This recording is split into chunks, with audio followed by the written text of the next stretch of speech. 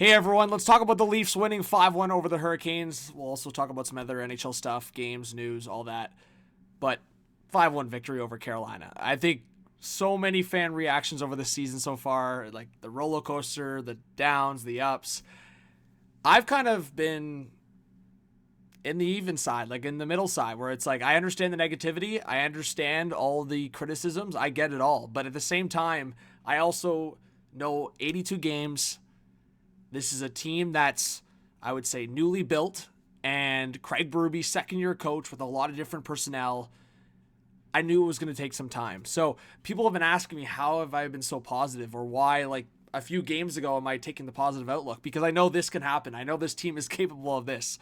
It's funny because in the early parts of this game in the first period, Carolina's dominating. And so many shifts, even early in the second period, but a lot in the first period. It's heavy zone time for Carolina.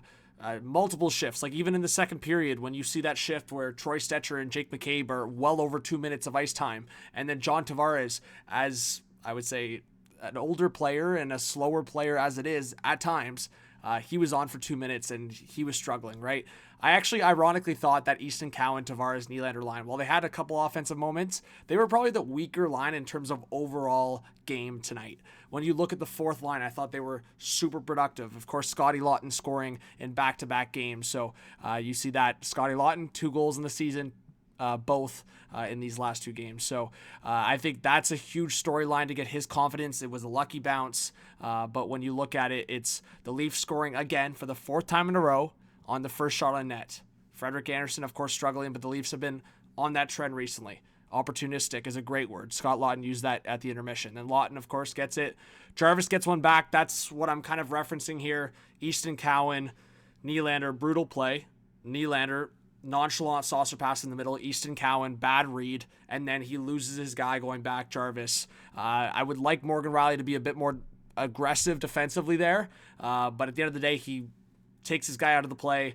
Puck goes across. Cowan's got to intercept that. And I mean, ideally make up for his mistake in the neutral zone. Matthew Knies, this is just the powerhouse. If you guys are watching this video and you haven't seen the Knies goal yet, watch it back 5 times. He pushes off the hook or the slash, whatever you want to call it, gets back up, power play, like absolute, not a man advantage, but just an absolute power forward play from Matthew Knies. And then the fake back to the backhand. He's a beast, man. If he's not on Team USA now, he's going to be a staple in the future. But honestly, 7th of the season, I think he's just going to start heating up even more. I think he should be on Team USA. And Austin Matthews. I mean, we've been waiting for the Domi-Matthews connection to heat up a little bit more. That's a great play from Matthew Knies defensively. And Matthews gets to the Domi. Domi has such high playmaking ability. Obviously, he's just got to limit the mistakes, which I felt he did for the most part tonight. And he's got to play simple. And that right there for me is you don't overthink it. You don't try to do like a drop pass. You load it up, you open it up, and saucer pass with a Matthews winding up for that one-timer. So I thought that was a perfect transitional play for the Toronto Maple Leafs on the counterattack. Nice defensive play. Domi to Matthews one-timer. And then Bobby McMahon gets the empty netter. So I thought, as I kind of alluded to, Joseph Woll keeps you in it, in my opinion. Like, it was 2-1 Toronto. It could have been 3-2 Carolina easily.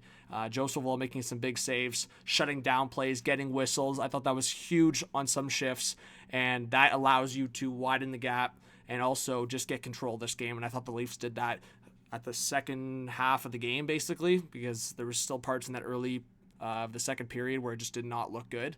But second half of the second period, third period, Leafs really took control of this game. And Rod Brind'Amour, super active. You know he can be a bit of a psycho. Was pacing back and forth, yapping all game. You know what? You got to love Rod the Bod. But his team was just not in it tonight. And obviously, I mean, I thought the Leafs had a couple sloppy penalties, but towards the end of the game where Carolina's trying to get back into it, down by 3, and Svechnikov takes a penalty. I think it was Ehlers there on the hold on Knies or whatever they called that, but brought him down essentially. So, you know what? I think they evened it up on the power plays. I think it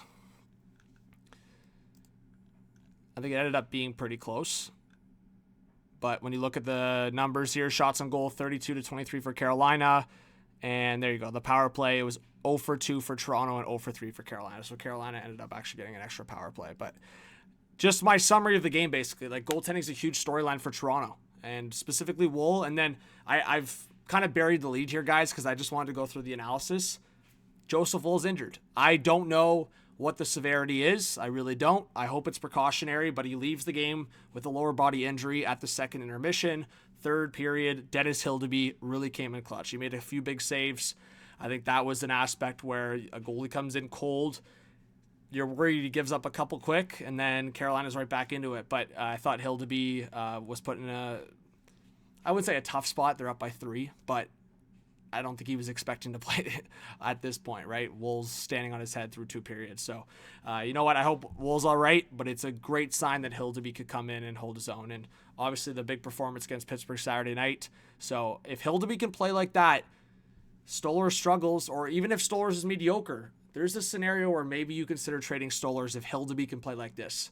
Again, I'm getting ahead of myself a little bit because Woll's not healthy now, but it is nice that if all 3 guys are healthy, you have options in net. So I grew up with bad Leafs goaltending, so that's why I'm super appreciative of like really good goaltending, and seeing what Joseph Woll's been doing recently.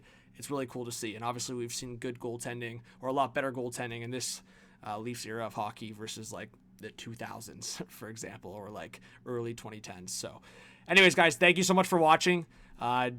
I was going to scroll through, but like a lot of stuff's happening. Like Tampa Bay, I think they came back. Yeah, there you go. There's just a lot going on. The Islanders smacking the Avs. I don't know what ended up happening there. And then Florida, Nashville in an overtime game. So a lot going on. 4-4 Pittsburgh, Tampa. That's a good one. So we'll have to keep an eye on what happens there. I'll comment after on it on X. But yeah, if you guys haven't yet, follow me on socials, X, Instagram, TikTok, whatever. I post on YouTube the most. I'm active on Instagram. I'm active on X, Twitter. So anyways, guys, let me know your thoughts on the Leafs beating the Hurricanes 5-1. I'm also going to post some videos coming up here, so keep an eye on that. Go check out my videos with Anthony if you haven't yet, or Marco. Great chats and more hockey content to come. Thanks, guys. Peace.